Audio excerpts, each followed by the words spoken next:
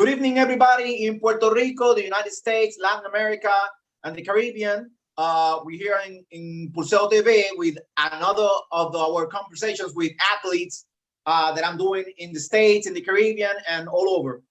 Tonight we have Austin Jaggers, who just won the Arnold Classic Armwrestling Challenge in the heavyweight division. I'm a big fan of his. I discovered him about a couple of months back, and I like his style and the way he does things. And he has agreed to talk with us tonight after his tournament yesterday. I think, right, Austin? Yes, sir. Yes, it happened yesterday. It was Friday and Saturday. Friday and Saturday. So I'm just going to let you introduce yourself and tell us about your story, about how you got into the sport. And we'll just keep asking questions. All right. Well, I'm Austin Jaggers. I'm a heavyweight. I'm, right and left-handed, arm wrestle with both. Tell you what got me into the sport originally was the documentary Pulling John. It came out my senior year in high school, 2009. And I remember watching that tournament. I remember watching it documentary and seeing John Brezink and seeing Travis Pagent and seeing all those guys on there and just seeing the competition and, them following the arm wrestlers around, and it just hyped me up. And I played college football. I played 17 years of football, and I kind of told myself in the back of my mind, if I don't go pro, I think I'm going to maybe try some arm wrestling. And played college ball, had the Jacksonville Jaguars and the 49ers look at me. Things didn't work out for pro ball. At that same time, Game of Arms was on TV. So do you know the show Game of Arms? Yes, I do. Yes, I do. I saw it, yeah. Just making sure everybody knows with it. So Game of Arms came out. I saw a lot of the same. I remember seeing Travis again, and I just thought to myself, I was motivated and seeing these guys and how they had, like a brotherhood. I knew after football was done, I kind of needed something along those lines. Did a little bit of mixed martial arts between football and arm wrestling, and that went well for me. And I just got out of it. I didn't want to fight. I didn't want any more head trauma after football. So arm wrestling was my way in, and it's been a blast ever since I've started. I had a good path. My coach, Mike West, is a super good arm wrestling coach. He's a legend. He's an original. He's been pulling for years. He's got like 4 world titles, 20 national. I mean, he's on top of it. He's a good arm wrestler, knows a lot, can coach very well. So I'm blessed to be near him. I didn't know you played pro football. Yeah, I didn't play pro football. I just had 2 teams. I did the combine, and that was it. I didn't get on any pro teams. I had the Jacksonville Jaguars and I had the 49ers. They come and look at me, talk to me, but I didn't. I never actually played in the NFL. Okay, so how old are you right now? I'm 30 years old. 30 years old. So you're a young guy, a young American guy. Yeah. We need those in the sport. Europe is beating us on that. I want to be, I've only been arm wrestling for 5 years, but I want to be one of the strongest arm wrestlers people grab a hold of, even at my age. At 30 years, hopefully, by the time I'm 35 or 40, I'm so strong, it's hard for anybody to even, it's not even fair. You're in the right path right now. I appreciate that. I saw you had a couple of months back a super match with Wayne Withers. Yeah, Wayne. I tried to put up my fight, man. Wayne's hand is so strong up top that pronation is just unreal. And what scares me or what blows my mind is how Barbosa held on to him like he did. The cup power. I'd like to know what that man does to strengthen his hand, because I'm 40 years old. I've been arm wrestling since I was 16. So I've been in the sport Awesome. over 20 years. Never at the elite level of the United States, because I'm from Puerto Rico, and things aren't the same over here than over there. Gotcha.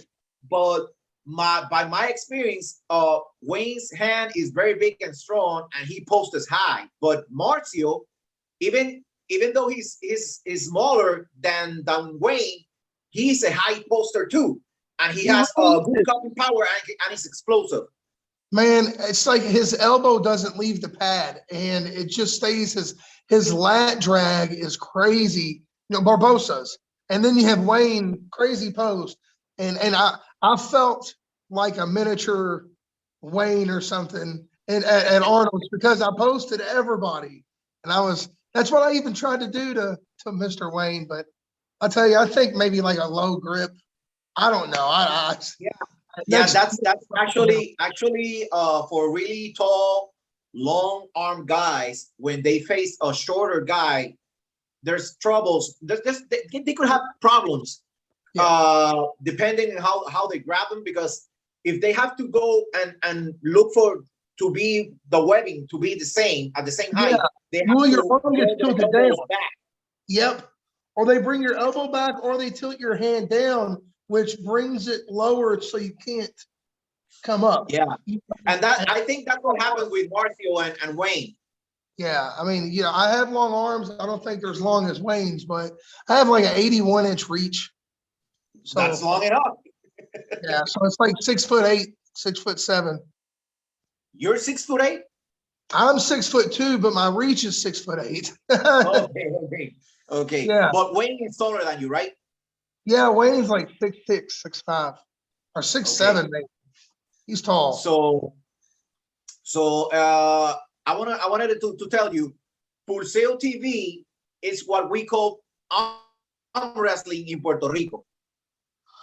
You call what arm wrestling in Puerto Rico? Pulseo. Pulseo? That's the name of the channel. Okay. Yeah. I was curious on what that. Okay. Gotcha. Yeah, that's how you call arm wrestling in Puerto Rico. But cool. The Spanish-speaking countries, they have a lot of different names for arm wrestling. They call it lucha de brazos, or pulso, or pulseo. When in all the other countries in the world, they just call it arm wrestling. Got you, because my grandfather, he's from Cuba, and he's never said anything about it. Well, right now, I'm trying to bring all the arm wrestlers in the Caribbean together. I've been doing interviews and podcasts with different people from the Caribbean. I did one with the island of Antigua. I did the other day with the guys from Colombia. And Saturday, I'm going to do another podcast with the guys from Peru. Cool. Because in the Caribbean, there's a lot of active arm wrestling. And I wanted to bring us together, so maybe we could do a Canadian championship, Yeah, that would be awesome. Yeah, and maybe we could, I don't know, do something on the States, and bring a big delegation from the Caribbean and compete somewhere there, or in Europe. That would be good for your all's recognition and good for the sport. It would grow. It would help grow it. Yeah. I want to let's talk about the Arnold Classic Arm Wrestling Challenge now. Okay. There's qualifiers for that competition, right? Yes. How many did you have to do to qualify for the tournament? Since the pandemic had happened, I had qualified in 2018. So it was 2018 tournament. It was the Kentucky Muscle. So it was here in my state, and it was for the finals.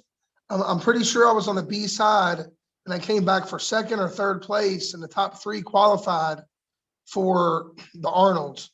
And I had continued to train, from 2018 till now. I hadn't really let up training at all. And, so I had stayed consistent in it, trained with Mike West, and it's paid off. I mean, I'm extremely happy with the results. You're strong, and you're stronger than when you pulled Wayne. I could tell. Yeah, I see Arnold was strong. I'm continuing to get stronger almost like every week. Like my small reps on everything continue to go up. I haven't really plateaued since I've arm wrestled. Yeah. I've continued to get consistently stronger for the past 5 years. You know, I started off doing static holds with 70 pounds. Now I'm doing a static hold with 184 pounds. So it's like, I mean, so it's like, you know, I'm not trying to make these massive jumps so I tear something or I hurt something. Yeah. But at least once a month, I like to see if I can get a 5 pound increase, 2.5, 10 pound increase on anything. And so far it's been, you know, it's been pretty steady. But I know here eventually I'll plateau. I'll have to change something up because that's realistic. You know, it's like. Yeah. Can you tell us about where was your toughest matches during the tournament? Yeah, I'd have to say my toughest matches during the tournament were against Don Hollywood Underwood, or Don was it Don Underwood? Yeah, has a strong side pressure. I mean, a massive hand. In the strap, I couldn't even touch my thumb. I was trying to cap, and his hand was so thick that I couldn't even touch my thumb. Literally, like my cap was away from my, you know, it's like I had a lighter in my hand or something. My thumb was up. I couldn't cap. And, Don had a very strong hand in side pressure. His hit was pretty strong. And the other gentleman, I don't know how to pronounce his name, the Armenian guy. Yeah. How do you say his name? You know how to say his name, Lincoln? Mirtilla. He was an absolute monster. His hand was very strong. His side pressure was strong. His locking power was strong. I had to literally put all my body weight into it. I had to clear my arm, you know, move my arm around the table and literally lean. And I had to use everything I had. You were explosive. I saw the matches and what, even if you didn't go down all the way, you had him because you had him. You were so explosive. Yeah, I mean, I had his wrist. The top of his hand is, you know, if the top of his hand goes like that, if I have a good control on the hand and wrist, it's pretty hard to straighten my arm. You know. Okay. So now that you won the Arnold Classic Arm Wrestling Challenge, and you know all the fuss that's been going around about rankings and all that. Absolutely, yes. Who would you want to call out for a match to take him down? Well, as of right now, what is it, May 28th? May 28th, it's at the Tulsa, it's at a mini pro baseball stadium in Oklahoma. I have a match right now left-handed with a guy named Bryce Talton, I believe. And I don't know, it's in the workings right now, but I may have a match. He reached out and contacted me because you know how there's been all the talk about Chance and Jerry Corderette, and then how it's going to be Corey West and Chance.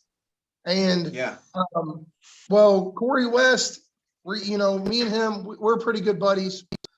He reached out to me and he wanted to maybe see if we might be able to get that $5,000 match or the pull right-handed that same day that I had my super match with Bryce. You and Corey. Right-handed. I mean, I have a long time ago. What was it, 2017? I can't remember even if it was 18, 17. I had pulled Corey, and we were both novice. This was before we were pro for super heavies, and I got Corey like barely right-handed and left-handed. Corey's another animal now, but I'm stepping my game up too. So, and Corey's a strong right.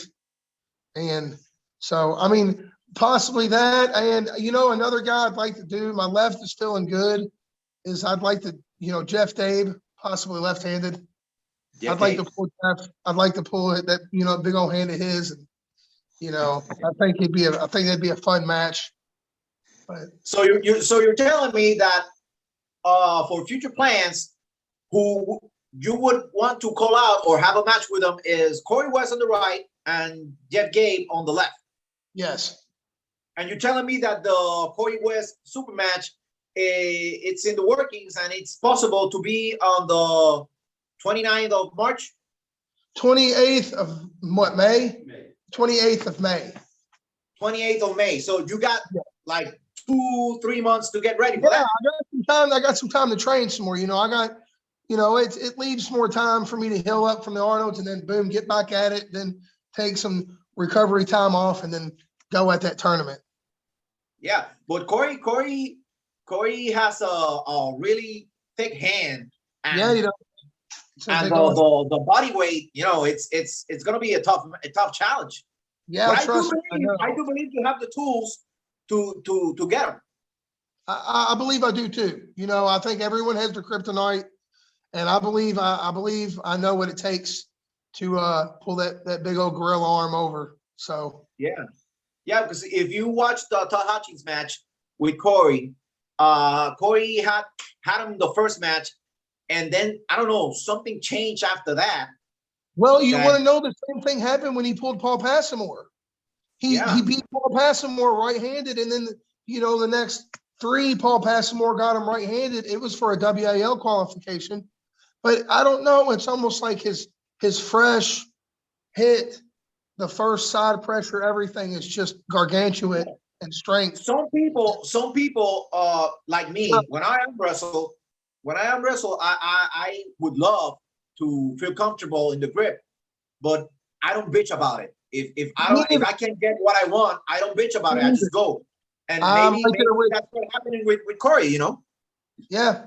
So I'm excited to. I'm excited to even have the confidence to call those jokes out. But at the same time, I feel like that's in my direction. That's in my path. And if you want to get to the top, you got to call out some good people. And, and you gotta climb up, not down. You gotta go up and start from the bottom. Yeah, exactly. So that's how you earn respect. Absolutely. And talking about the subject, about the rankings and all this of Jerry, Chance, and all that. Yes. What do you think about all this that happened when Derek beat Tim Bresnan and Derek went up and all the things that happened and people talked about? That'd be another fun ride. Would be another fun right to pull too. To be there. I see how strong Derek is. I know how big of a frame Derek has, and I know a frame like that, if they work hard, has a lot of potential. He's like a 6'6", 330-pound person. Whenever that starts to get massive and strong and knows how to arm wrestle, that's a strong human being. And I like Tim Bresnan a lot, and I'm very respectful for both of them. Tim Bresnan is a legend. He's been pulling for years. And in my mind, I thought Derek was going to beat him. Derek has so much back pressure. He has such a long arm.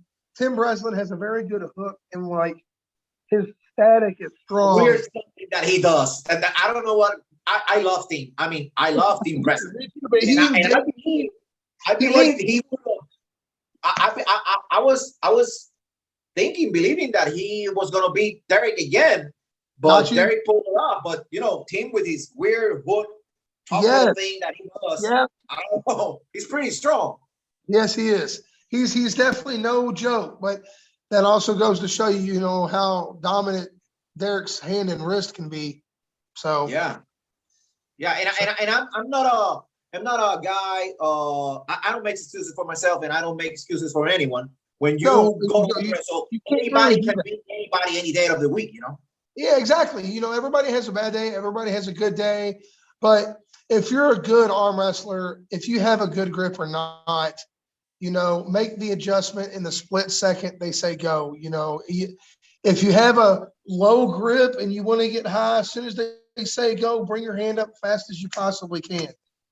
It might be a little bit harder, but if you arm wrestle in a realistic environment every single time, you don't cheat yourself, you don't start with your wrist bent, and then you get used to that. So It costs a lot for how you train, how you practice, because if you practice wrong, like with your wrist cocked and all that, you're gonna go to a match or a tournament official and you're gonna try to start like that. When they're training you up, you lose. Well, it's like, you know, people say practice makes perfect. No, it doesn't. Perfect practice makes perfect. Yeah. So you have to practice with good habits and you have to practice with good form. So that way, even when you're going for a max or even whenever you're going for something, you want to keep a realistic form. So that way, when you get put in that position in an actual tournament or reality, you can actually pull yourself out of it. Yeah. Yeah. You gotta be ready for anything and everything. Yep. You know, and you know, that's how team wrestling looked when he pulled Derek this last time. He didn't complain. He didn't say, he just put his hand, and that showed me that he felt strong, and Derek overpowered him anyway. Yeah, I know. And you know, with the experience Tim Breslin has, you know, the man can make an adjustment after feeling where someone goes. So you know he's not, he's been there, he's done that, he's been around the block. He knows if someone's going to top, he might try to low grip, he might try to hook them immediately, you know, really lock that pinky in, keep that wrist from trying to move out from away. But I just think Derek had too much power. Yeah. It's a lot of Derek was strong that day. What? Derek was strong that day. Yes, he was. Yes, he was. But going back to you, after these two super matches that you're looking forward to, after that, before the end of the year, what are your plans?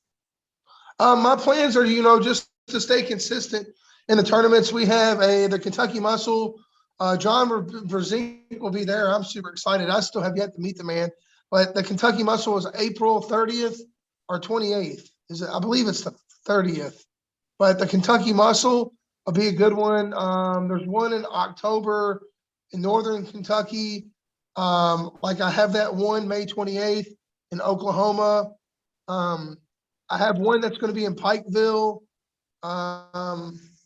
You know, I'm just, you know, I have to almost see what all comes, you know, about. No, I'm really pleased hearing you talk about tournaments, because I'm the kind of guy that believes that real arm wrestling is done in tournaments. This super match stuff that is going around, it brings fans and money, but I like super matches, but tournaments are fun. Like I enjoy super matches, don't get me wrong, but you gotta tournaments, you pull more hands. Tournaments, you get the reality of arm wrestling. You know, it's not all glory.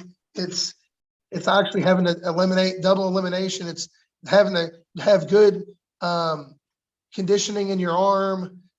You just have to be smart, whether you need to stay in fight or go ahead and let your hand hit the pad so you can save yourself for B side and come back and win. You know, there's strategy to a tournament, and there's strategy to every arm wrestling match. You know, every arm wrestling match is a battle, and then where you place in the tournament's a war if you win or lose. You know what I'm saying? So it's you got to battle smart so you can win your war. So and I'm not saying that super matches are wrong or bad or even easier, but when you have to train. When you train for a tournament, you gotta be ready and train like that with a lot of hands, a lot of people, and a lot of styles. When you go to a super match, you prepare for that guy. Exactly. Specifically. You don't know who's going to show up to a tournament. You don't know who's going to pop up. At the super match, exactly like you said, you know who you're going against. You know what to expect. It's a game plan. You know, of course, you have a game plan to go in and win a tournament, but it also depends on who shows up. Yeah, you know? It depends on who. And I remember back. I don't know what year was it, but I think it was the last UAL big tournament where John won on the right and left. That he ended up beating Michael Todd in both arms. I know what you're talking about. Absolutely. That's like the best example of a tournament. I remember when they called John to pull Michael Todd during the tournament, he said, I'll take the loss. I'll see you on the final. There you go. Like you have to be strategic.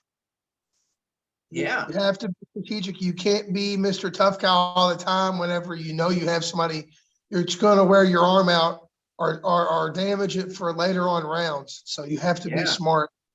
And arm wrestling's a chess game of strength and angles. So yes, it is. Yes, it is. So, did you heard that the Vitaly Laletin match versus Alex Cordecha changed, right? no. Well, Laletin can't get out of Russia because of the Got Ukraine. you. It's Dave Chafee now, correct? Now it's Dave Chafee. I did see that. I take that back. Yes, I did. I'm excited to see that. I'm rooting. I'm rooting for Dave. I mean, Dave can do it. I'm rooting Dave can for do it Dave well. too. I like Dave Chafee a lot. He's a very humble individual. Yes, it is. I like Dave Chafee a great amount, and but I also like that other dude too, the Alex, the Lex, or how do you pronounce his name? Cordecha. Golecha. That Cordecha. dude, he's a monster, man. Like he is a tank, and he's gotten bigger.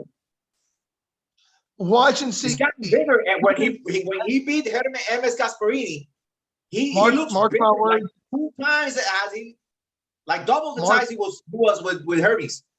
I was gonna say, mark my words, he will be as big as Levin in 2 or 3 more years. Yeah. I don't think we're gonna have to wait that much. I don't either. I don't like. You're right. It might be 8 months from now. Yeah. A year and a half. I agree. I mean, I'm rooting for Dave, and I have a feeling Dave will win. They will beat Cordecha because I believe Dave's right is strong enough. I say this: the only guy in the United States that has a stronger side pressure than Todd Hutchins is Dave Chafee. Yes, that's it. And Dave has a crazy amount of side pressure. Yeah, he has crazy side pressure, and he's not a small guy. No, he's pretty big. He's like 6'1", 6'2", like 265, 270, which is big enough to do a lot of damage. Yeah, and I believe that, remember, they're not gonna pull on PAL rules like when Chafee pulled Levon. They're gonna pull in King of the Table rules. Nice. And I believe that when they get into the strap, the hand thing from Cordecha is gonna be over, and Dave is strong enough to pull him to his side, because they're gonna end up in the strike really quickly. Yeah. Oh yeah. It's gonna, when you have that kind of amount of power, it's rarely they don't go to the strap. It's hands slip, fingers are not as strong as their biceps or their arms. And the King of the Table rules are that you gotta try and attempt to get a grip for 30 seconds, and after that, if 30 seconds pass, you go to the strap. Oh, strap, nice. I like that. Strap. Did you just go to the strap? Get it over with. I like that. Yeah, and they don't do ref grip. They do set grip. There's some subtle differences in that, Got you. So I believe that Dave is as strong as he is. Yes. He gonna get Cordecha. He gonna get him. Yes. I agree with you. I'm right there with you on that. And all hell is gonna break loose after that, because when I heard the news, and I want to get your opinion on this. When I heard the news, I was thinking, damn, I think based on his activity, and he's been active, pulling and beating people, I think Cordecha should be #1 in the world right now. I agree. Like in an hour, the announcement was made that Dave Chafee was going to pull Cordecha, and when Dave beats Cordecha, all hell is going to break loose. Yes, because it's going to make everybody that has struggled with Cordecha look. It's going to make Dave Chafee, for one, Dave Chafee is incredibly strong, but it's going to put Dave Chafee on just a higher level on right than everyone ever thought about. It's going to make Devon Lariat. It's going to Michael Todd, Devon Lariat, all of them.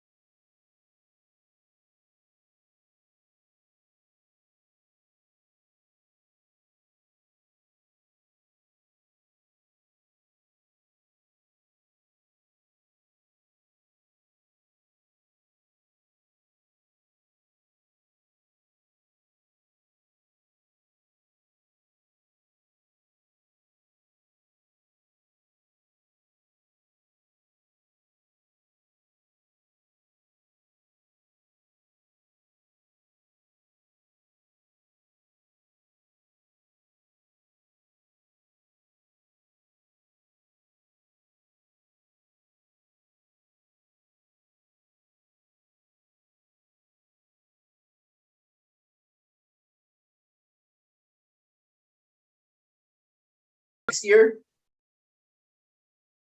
it's gonna be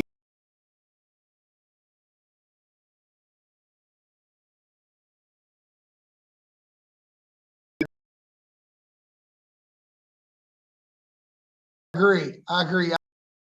Either way, you know, John might get yeah. his.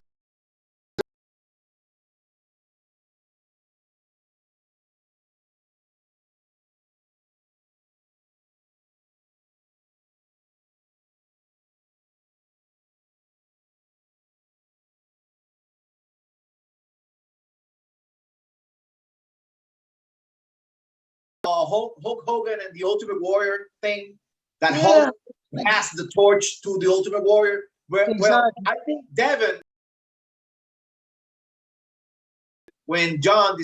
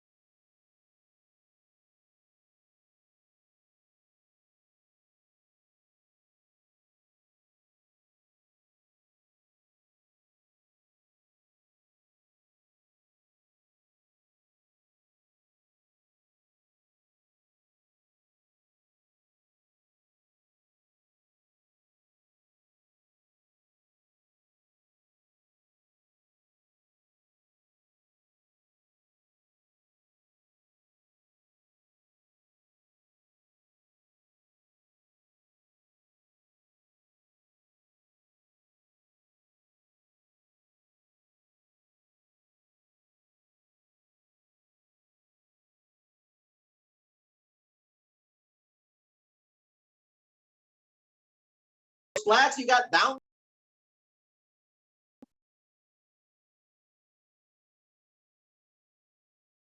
right there.